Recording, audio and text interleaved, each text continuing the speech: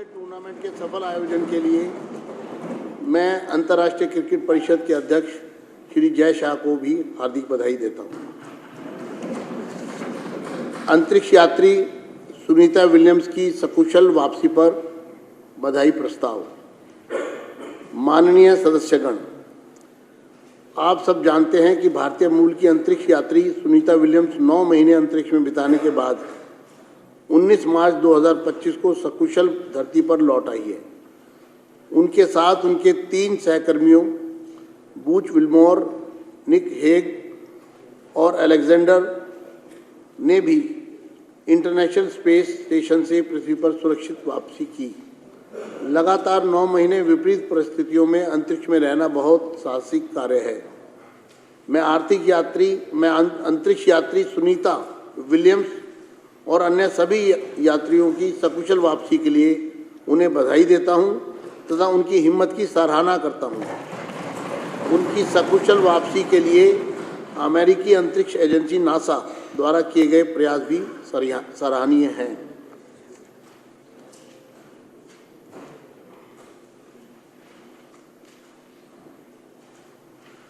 प्रश्नकाल शुरू होने से पहले मैं माननीय सदस्यों को बताना चाहूँगा कि अपना नाम पुकारे जाने पर पूरा प्रश्न ना पढ़ें, केवल इतना कहें कि प्रश्न संख्या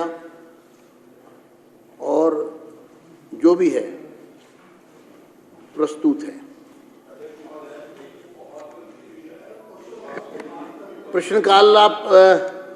प्रश्नकाल के बाद आप बात की क्या? जी जी।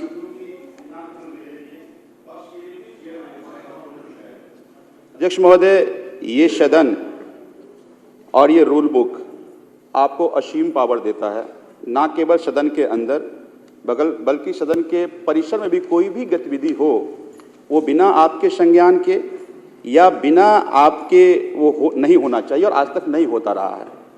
मैं आज का ही एक फोटो दिखाता हूँ। एक विकसित दिल्ली बजट एक सरकार ने यहाँ कार्यक्रम किया, उसमें स्पीकर का इसमें फोटो नहीं है। मुझे लगता है ये सदन की अवमानना है, ये चेयर की अवमानना है। आप किसी का भी फोटो लगाइए, मुझे कोई उसमें एतराज नहीं है, लेकिन अगर इस परिसर में कोई भी प्रोग्राम होगा वो बिना स्पीकर के फोटो के बिना प्रोग्राम नहीं होगा, क्योंकि ये सदन का और इस परिसर का मुखिया आप हैं और परंपरा आज तक रहा है। बहुत सारे सीनियर साथी हैं यहाँ पे। परंपरा ये रहा है कि सदन में कोई परिसर में कोई भी कार्यक्रम हो उसमें आपका फोटो, स्पीकर का फोटो होना बहुत जरूरी है। आगे से सरकार इस तरह का कोई भी आप बाहर करें, कोई विषय नहीं है, हम नहीं रोक रहे हैं, लेकिन इस परिसर में अगर परंपरा बने, कल को हम भी कार्यक्रम करेंगे, नहीं रोक पाएंगे ये। इस पर अब प्रश्नकाल को शुरू करते हैं। आपकी बात का संज्ञान लिया जाएगा, उस पर ध्यान रखा जाएगा।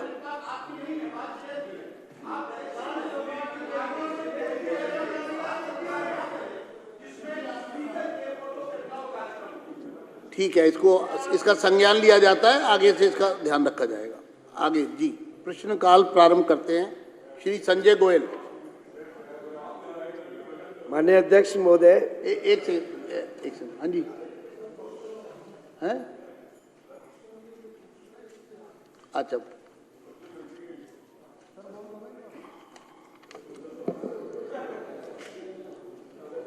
संजय गोयल जी अपना प्रश्न। माननीय अध्यक्ष महोदय, क्या मान्य हम ये प्रश्न संख्या नंबर, हाँ वही, जी जी हाँ वही बोला जी। प्रश्न संख्या नंबर 1 जो भी है ये प्रस्तुत है। हाँ यही बता। माननीय स्वास्थ्य मंत्री।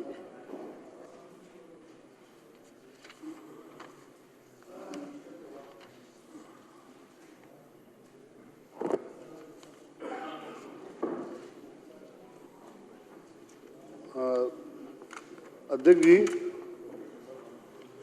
नंबर 1 है जो, क्या इसमें प्रश्न है कि क्या ये सत्य है कि दिल्ली सरकार अस्पतालों के कर्मचारी की अत्यंत कमी है?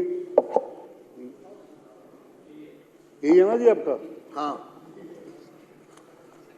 दूसरा प्रश्न था इनका, इस समस्या का समाधान कब तक कर लिया जाएगा?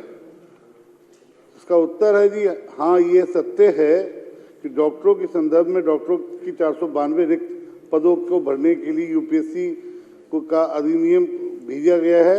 अभी तक से 341 चयनित डॉक्टरों की डोजियर यूपीएससी से मिल चुका है। इसमें 249 डॉक्टरों को नियुक्ति पत्र दे दिया चुके हैं। 92 डॉक्टरों की नियुक्तियां ज्वाइनिंग का मामला प्रक्रियाधीन है। इसके अलावा अस्थायी व्यवस्था के तौर पर इन पदों को संविदा के कॉन्ट्रैक्ट के आधार पर भरने की भर्ती अभियान भी चलाया जा रहा है। पैरा मेडिकल स्टाफ के संदर्भ में 155 विभिन्न पदों के भरने के लिए से पहले ही DSSB Delhi subordinate services selection board को भेजा जा चुका है। नर्सिंग स्टाफ के संदर्भ में 1507 पदों को भरने के लिए डीएसएसबी को भेजा जा चुका है, जिसका परीक्षा हो चुकी है, परिणाम आने वाले हैं। धन्यवाद दीजिए। श्री जरनैल सिंह। कुलवंत राणा जी। हाँ जी, आपने इनके बाद आप। अध्यक्ष जी, क्या सत्य नहीं है कि दिल्ली के जो अस्पताल हैं उनके अंदर एमएस ड्यूल चार्ज ट्रिल चार्ज लेके काम कर रहे हैं, जबकि उन अस्पतालों में अच्छे से काम नहीं हो पा रहा। और ये भी जानकारी आई है कि सुरक्षाकर्मी डॉक्टरों के साथ मिलकर के पेशेंट्स को तंग करते हैं, भीड़ होती है, उसके एवज में पैसा लिया जा रहा है। ऐसा अंबेडकर अस्पताल में हो रहा है। और ये एमएस की नियुक्ति कब तक होगी, इसके बारे में प्लीज मंत्री जी अवगत कराएं।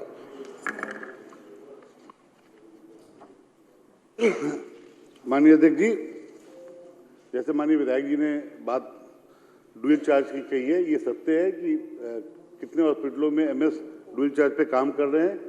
उसके ऊपर सारी वर्किंग हो गई है और बहुत जल्दी ही इसकी लिस्ट निकाल दी जाएगी, बहुत जल्दी। राजकुमार चौहान जी। मैं आपको मुबारकबाद दूंगा कि 10 साल के बाद प्रश्नकाल आपने इस विधानसभा में शुरू कराया।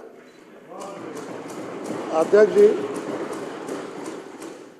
कोरोना काल के अंदर हमारे यहाँ मेरे क्षेत्र में मंगोलपुरी विधानसभा में संजय गांधी हॉस्पिटल है और ये ऐसी जगह हॉस्पिटल है, नांगलोई, सुल्तानपुरी, मंगोलपुरी,